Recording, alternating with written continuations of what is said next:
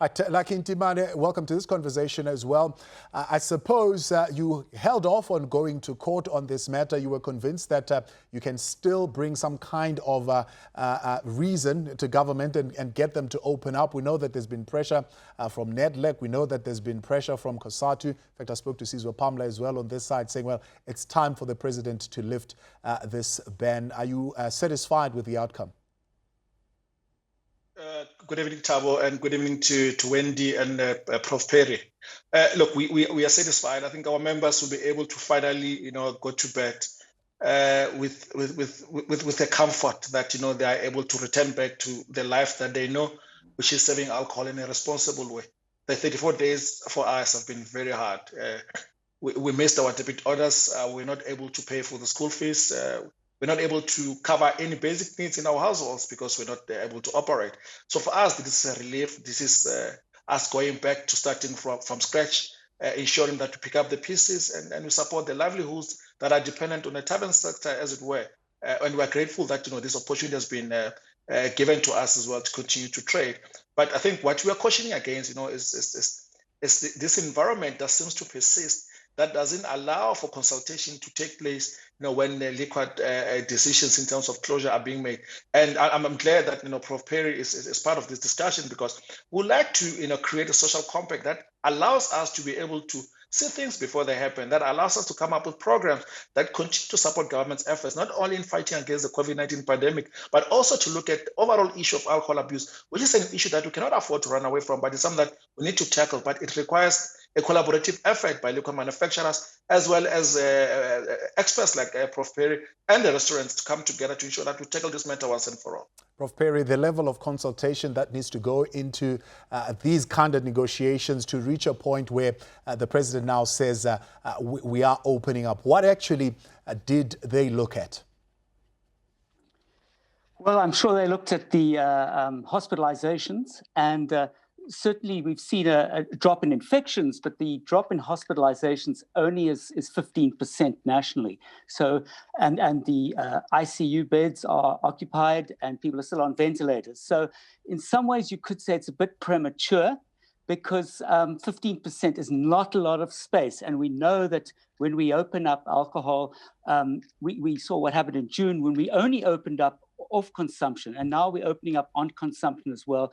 We're going to see a resurgence of trauma cases. Obviously, not all outlets are irresponsible, but unfortunately, some are. And we have a problem with heavy drinking in this country. So I do worry about the pressure on hospital beds. And I think he made the decision based on the livelihoods argument, which is certainly something that has to be taken into account. But from a public health point of view, he's probably a couple of weeks too early in terms of the pressure it's going to put on hospitals at this time. How do we deal with that particular issue, Prof Parry? And like you as well, I'm going to bring you in here. But Prof, I'll begin with you. That very same issue that you're raising, that every time we are going to see a rise in the number of daily infections, or a rise in hospital admissions, or a rise in the number of deaths, the industry that is going to be the go-to industry and will be hit will be the alcohol industry, or will be the restaurant industry. Is that the approach anywhere else in the world, that the alcohol industry becomes restricted whenever those numbers go high, Prof? Well, I think what we've done, I think it's quite an unusual situation in South Africa, and we've actually hit everybody. Whereas actually we need to look at those, particularly those parts of the liquor sector which are encouraging heavy drinking. And that's linked to price. We have alcohol, bag-and-box wine, sometimes being sold for less than R3 a standard drink. We have drinks called Roy Proppies, which is in plastic containers filled with ale or very cheap wine. And and also some of the beers, the larger beer containers are sold for under R5 a standard drink. And so we need to look at pricing, and we need to look at marketing. Some of the marketing is encouraging heavy drinking. Our own research has shown that. And also liquor, it's sold in certain outlets. There's a lot of intoxication taking place. Obviously, not all outlets does that occur, but we need to look at how do we take out the heavy drinking, because South Africa is the 6th highest country in the world in terms of the amount of absolute alcohol consumed per drinker per day. So there are parts of the liquor sector that depend on that heavy drinking. And currently with our ban, we're actually hitting everybody from the craft brewers to the wine farmers to the restaurants. They're all being hit with this alcohol ban. So we need to now, we can't just look at it and we have the third wave and then we go through this again. We really need to look at how do we, in a concerted way with evidence-based interventions, deal with the problem of heavy drinking.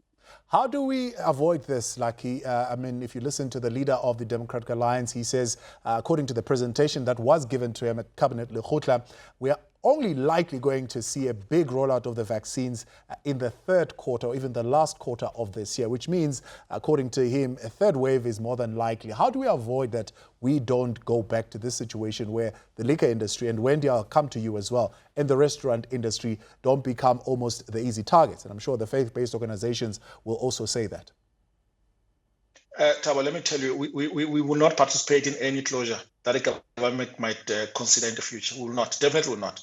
I think we've had it, with this thing of being almost picked at, when the issue of beds or whatever it is gets mentioned. And I would like to challenge Prof Parry. I disagree a lot with what he has said. Prof is supposed to provide solutions, but he's so reactionary. It's not even helpful for the industry. He almost behaves as if he's the police officer hell-bent on destroying, the livelihoods, more especially of the black people. I've had conversations with him on the side. He knows this.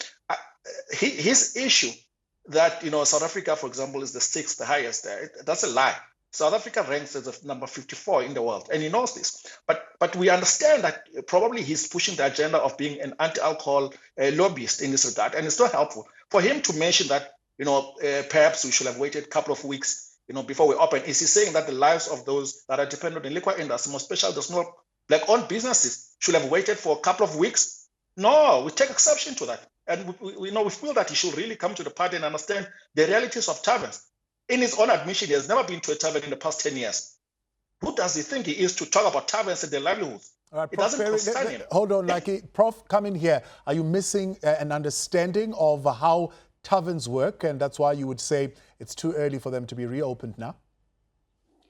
Well, I mean, also let's just deal with the comment about we're not the 6th heaviest nation. That's data from the World Health Organization, and it's based on the amount of alcohol consumed per drinker. Obviously, if you divide it by the number of adults in South Africa, you'll get to us being number 30th or even further down in the world. So that's, we can debate about that, but certainly when you look at the amount we consume per drinker, we do have a problem. I'm certainly not singling out taverns particularly. I'm singling out any component, and it's not all taverners, where there is heavy drinking and things that encourage heavy drinking.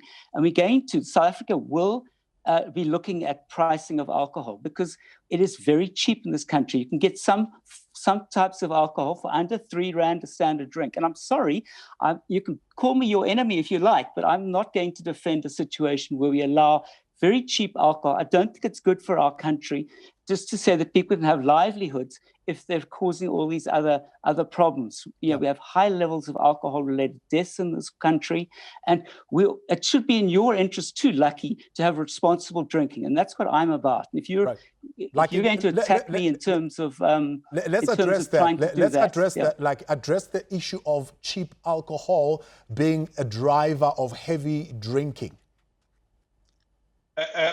I'm not going to address the agenda that Charles set on the table. I'm going to address the issue that he just highlighted. Charles Parry doesn't care about taverns. He's never been to a tavern. All his inputs as far as alcohol policy is concerned is based on desktop research that we fully reject. And we're actually going to write a letter to the president calling for his immediate removal. It's not helpful to the industry. It's not helpful to even himself. He should be coming with solutions that are actually gearing towards ensuring that we've got an alcohol policy that's geared towards addressing real issues of alcohol abuse. He has not done that.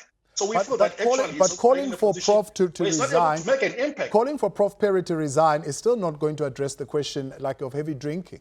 All right. If indeed heavy drinking does occur during the third wave, what will result is that government will once again say, well, we are going to limit the sale of alcohol. So instead of overall closure of the alcohol industry, the Prof is coming with a suggestion to say, let's look at those sectors that encourage heavy drinking. What is your view on that? He's been in his position for over 15 years, has never provided a single solution that assists the industry. For him to propose that he's got a solution now, it's really disingenuous. He really needs to be honest with himself and be honest with the industry. He has really never provided a solution that we can look at and that we can consider that is very helpful. He has really played a role of being a cop that's hell-bent on destroying the livelihoods of the small black-owned businesses in the township space. If he's really concerned about coming up with policies that really make a difference, let him go to the township. I made a request to get him to go to the township and he was scared for safety. So who does he think he is to come here and think that he can provide solutions that will safeguard the livelihoods of taverns? We feel that he's not a man for the job and he should look elsewhere to continue his career. Prof, are you willing to go to the taverns and get first-hand experience as opposed to desktop analysis? Of course I am. I was trained as a community psychologist. I have been to taverns. I've been to townships, and I think, Lucky, he's obviously very angry, and that's why he's attacking me personally. The views I present are not just decided by myself. Many of them come from the World Health Organization. I attend WHO meetings. These views are commonly held. They're evidence-based. I've done reviews of what works around the world. I've published almost 300 papers. I get out into the community. I think he's being a little unfair now, and I thought we had an opportunity to work together to find solutions. But now I'm finding he'd rather attack the man rather than the issues, and I find that quite troubling. Work together is what the Prof is calling for, like to find solutions. And that's what I'm trying to get to. I'm asking you, what is a solution? Because generally, once we see in a third wave that numbers are going up, and that is the fear of many, that once the president lifts the restrictions, people's minds will tell them that, well, it's time to party again, and they lose that sense of urgency and that sense of worry and concern around the numbers rising. What Prof Parry will not tell you in this interview is that he's refusing to meet with the industry. He's always been hiding. We've made numerous requests for him to meet, and he's never done that. He happens to be the director of the South African Medical Research Council on alcohol and drug issues, but he has never provided a paper that seeks to assist the industry as a whole. So we feel that such a person is not really prepared to work with the industry to assist, to ensure that not only do we safeguard the livelihoods of those that are dependent on the industry, but also we come up with ways in which we can address the issue of alcohol abuse. For as long as it's not prepared to do that, we feel that is not a good partner in ensuring that we address the serious issue of alcohol abuse that we face as a country, that we fully admit it's there and needs to be sorted out. All right. The one area that I want to address with you as well, Lucky, before you go, is the president saying we'll continue to work with the business sector, the alcohol sector as well, in supporting them in the recovery now and even post the peak of the second wave. Did you manage to get conversations going around the relief? No, we're actually surprised by the president making that announcement, because he did mention that he does not have any money to cushion against the blow of this ban. And the minister in the DTIC has also not been willing to meet with us. So we're not sure who is he referring to when he says the alcohol sector. Maybe he's going to clarify that going forward. All right. I appreciate your time, both of you, for joining us today. Alcohol industry representative Lucky Ntimane, as well as the director for alcohol, tobacco and other drug research unit at the South African Medical Research Council, Professor Charles Parry. Earlier on, we also had Restaurant Association of South Africa CEO Wendy Alberts, seem to have lost her there on the line.